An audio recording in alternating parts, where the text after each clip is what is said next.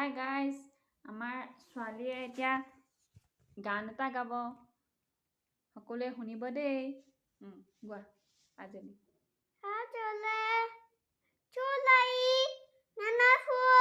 লেতুলি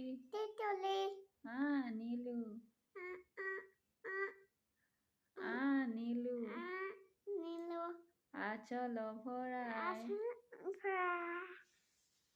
সজাই ফুলেৰে। গোৱা